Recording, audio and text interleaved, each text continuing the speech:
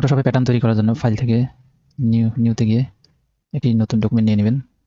100 pixel by 100 pixel, create new document. এখান থেকে rectangular টুলে গিয়ে 50 পিক্সেল বাই 50 পিক্সেল একটি রেক্টেঙ্গুলার শেপ নিয়ে নেবেন।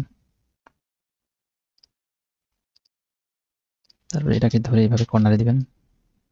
একদম কর্নারে দেওয়ার পরে আরেকটা ওটা চেপে ধরে একটা কপি করে আনবেন। আপনি এটার কালার যে কোনো কালার দিতে পারেন। তারপরে এডিটে গিয়ে ডিফাইন প্যাটার্ন এটা ক্লিক করে দিবেন। এই পপ আপটা আসবে, এখানে প্যাটার্ন একটি নাম দিতে পারেন, দিয়ে ওকে করে দিবেন। এই প্যাটার্নটি অ্যাপ্লাই করার জন্য একটি আর্টবোর্ড নিয়ে নিছি আমি। এখন আমি চলে যাব লেয়ারে, রাইট বাটন ক্লিক করে ব্লেন্ডিং অপশন।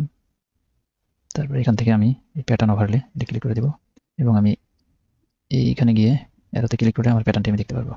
তারপর এটা ক্লিক করলে আমার প্যাটার্নটি এখানে অ্যাপ্লাই হয়ে যাবে। ভিডিওটি ভালো লাগলে লাইক দিয়ে চ্যানেলটি সাবস্ক্রাইব করে সঙ্গে থাকুন।